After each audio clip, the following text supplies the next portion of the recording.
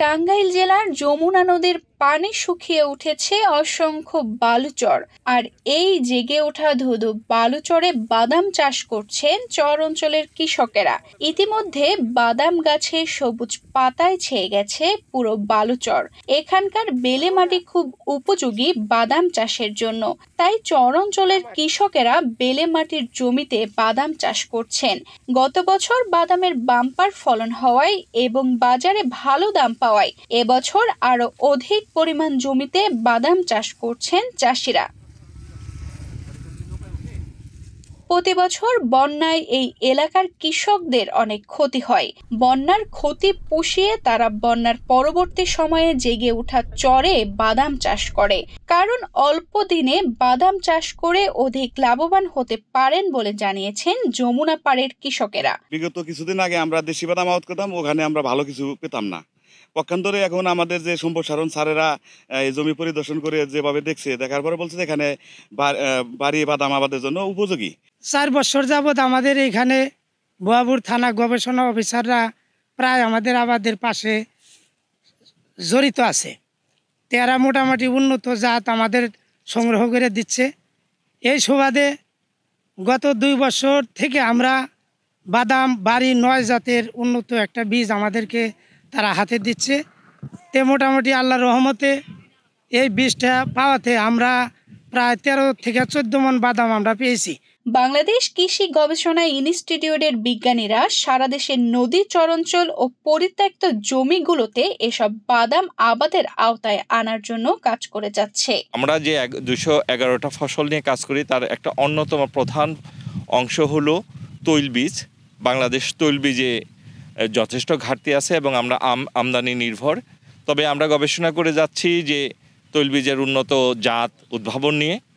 যেহেতু তৈলবীজ আমাদের যে মৌসুমে হয়, সেই মৌসুমে অধিকাংশ রবি ফসল, শাকসবজি এবং আবার বড় ফসলেরও একটাই আছে, যার ফলে এর সাথে কম্পিটিশনে নর্মালি দেখা যায় যে তৈল ফসলের চাষ দিনকে দিন কমে যাচ্ছিল। সেই জন্য আমাদের চেষ্টা হলো যে সকল জমিতে অন্যান্য ফসল চাষ না হয় সেই সকল জমিকেও ব্যবহারের আওতায় আনা। আমাদের এই প্রকল্পের মেন উদ্দেশ্য হলো কোয়ালিটি সিড প্রোডাকশন করা। এই কোয়ালিটি সিড প্রোডাকশন আমরা যে কোয়ালিটি সিড প্রোডাকশন করি, সেই সিড প্রোডাকশন আমরা বিএডিসিকে দিয়ে দিই। বিএডিসি এটাকে মাল্টিপ্লাই করে কৃষক লেভেল পর্যন্ত দিয়ে দেয়। এবং আমাদের আরও কিছু আছে, কাজ আছে। সেটার মধ্যে হলো আমাদের পাইলট প্রোডাকশন, অর্থাৎ আমাদের যে পপুলার যে ভ্যারাইটিগুলো আছে সেই ভ্যারাইটিগুলো কৃষকের মধ্যে সিড প্রোডাকশন করা। এর আওতায় আপনারা দেখবেন যে আমাদের এই চর এলাকা কিন্তু একসময় ফাঁকা পড়ে থাকতো। আমরা এই এলাকা কিন্তু এই প্রকল্পের আওতায় কিন্তু আমরা বাড়ি চীনাবাদাম যে 9টা, সেটা কিন্তু আমরা চাষের আবাদ নিয়ে আসছি।